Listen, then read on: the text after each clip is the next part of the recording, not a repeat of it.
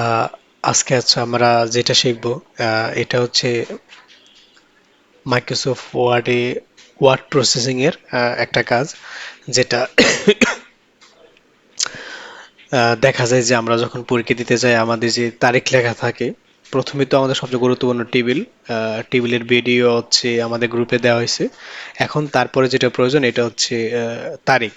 তো আমাদের তারিখটা কিরকম, দেখা গেছে একটা সার্কুলারের মধ্যে যেরকম তারিখটা ডান পাশে থাকে, যেমন একটা তারিখ লেখার পরে একটা শেপ থাকে।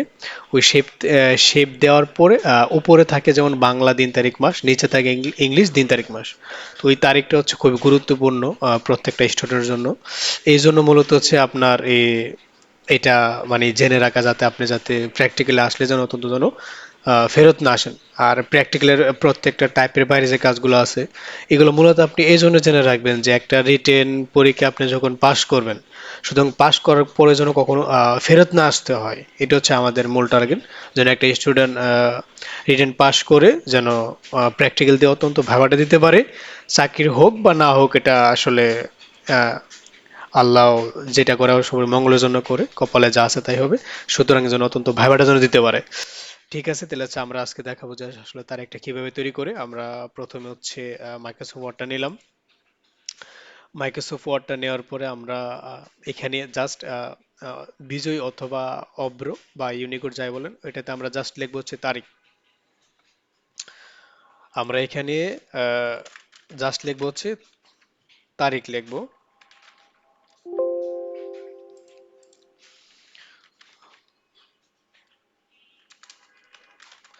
তারিখ, এই তারিখ লেখার পর আমি ফ্রন্টটা একটু আপনাদের সবার জন্য একটু বড় করে নিই।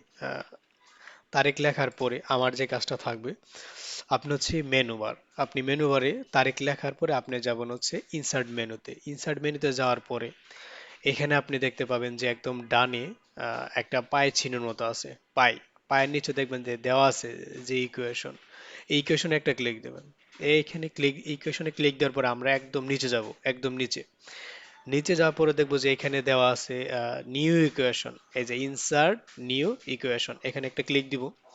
ক্লিক দেওয়ার পরে আমরা যে অপশনটা পাবো এটা হচ্ছে এই যে ফ্র্যাকশন এক্স, এই যে x by y fraction. Fraction একটা ক্লিক দিব, দিয়ে এখানে প্রথম ঘরটাতে একটা ক্লিক দিব, দিয়ে প্রথম যে ঘরটা আছে এখানে আমরা হচ্ছে জাস্ট ফ্রন্টটা দেখবো যে বাংলা আছে কিনা। যদি বাংলা থাকে, যেমন আজকে যদি আমরা ধরি সাপোজ 25শে ফাল্গুন 1431। এখন নিচের ঘরে যাওয়ার জন্য আমরা এরো বাটনে প্রেস করবো, এরো এরো বাটনের নিচেরটা। তারপরে ফ্রন্টটা চেঞ্জ করে নিব। তারপর এখন ইংলিশ, যেমন আজকে 11 মার্চ 2025। এই যে তারিখ হচ্ছে আমরা, তো হচ্ছে এভাবে আমরা হচ্ছে দেখা গেছে এটা তৈরি করব। তৈরি করার পরে যদি এটাকে অ্যালাইনমেন্ট দিতে হয়, জাস্ট এটাকে সিলেক্ট করবেন। সিলেক্ট করে তারপর হচ্ছে এটাকে কন্ট্রোল আর দিয়ে রাইট অ্যালাইনমেন্ট দেন। অ্যালাইনমেন্ট দেওয়ার পরে এটা আসলে পরিপূর্ণ কাজটা ঠিক আছে কিনা, এটা হচ্ছে আমরা কিভাবে মূলত বুঝি।